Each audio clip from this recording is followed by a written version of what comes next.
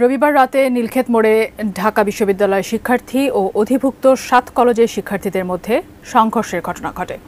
শিক্ষার্থীদের থামাতে সংঘর্ষস্থলে উপস্থিত হন বৈষম্যবিরোধী ছাত্র আন্দোলনের সমন্বয়ক হাসনাত আব্দুল্লাহ।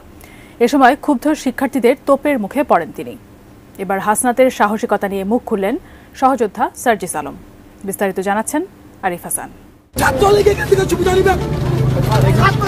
26 জানুয়ারি রাত 11টার পর নীলক্ষেত এলাকায় মুখোমুখি অবস্থান নেয় ঢাবি শিক্ষার্থী ও অভিভুক্ত 7 কলেজের শিক্ষার্থীরা। দুপক্ষের ধাওয়া পাল্টা ধাওয়ায় রণক্ষেত্রে পরিণত হয় পুরো এলাকা। পরিস্থিতি নিয়ন্ত্রণে পুলিশের পাশাপাশি 4 প্লাটুন বিজিবি মোতায়েন করা হয়। শিক্ষার্থীদের সরিয়ে দিতে নিক্ষেপ করা হয় সাউন্ড গ্রেনেডও।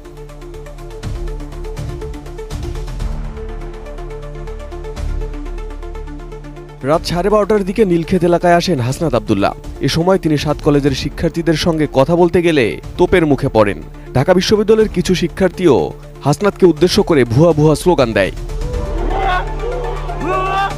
ডিজাইন, এলিগেন্স, বিউটি, সেরা পণ্য সবার জন্য জেভিকো।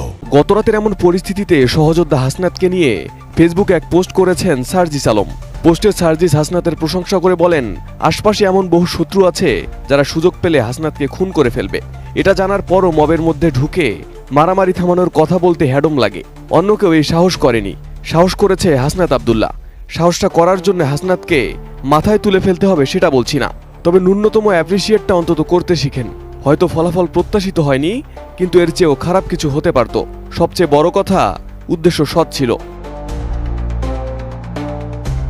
সার্জিস বলেন, এই ছেলেটার সমস্যা হলো এর মাথা গরম আর সবসময় গ্রেটার পার্সপেক্টিভ চিন্তা করে। কিন্তু সত্যি কথা এটাই যে মাথা গরম বলে সে জুলাই ভিজি চত্বরে গায়েবানা জানাজা শেষে যখন সবাই পুলিশের টিয়ার সেল, সাউন্ড গ্রেনেড আর ছোড়রা বুলেটে দিক বিদিক ছুটে যাচ্ছিল, তখন এই ছেলেটাই সর্বপ্রথম স্রোতের বিপরীতে গিয়ে ওই পুলিশের দিকে দুহাত প্রশস্ত করে এগিয়ে বলেছিল, we are open to killed.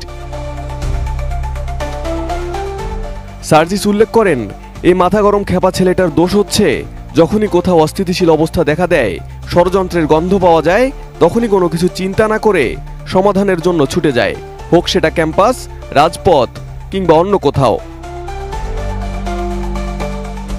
Sarjis বলেন, দিন শেষে রক্ত আর হাজারো জীবনের বিনিময়ে অর্জিত নতুন স্বাধীনতা রক্ষা করতে হাসনাতরা প্রতিজ্ঞাবদ্ধ। কিছু সুবিধাবাদী এবং ষড়যন্ত্রকারীরা কি বলল তা হাসনাতের মতো লড়াকুদের দমাতে পারবে না। We are Hasnat and proud to be a fellow fighter of Hasnat.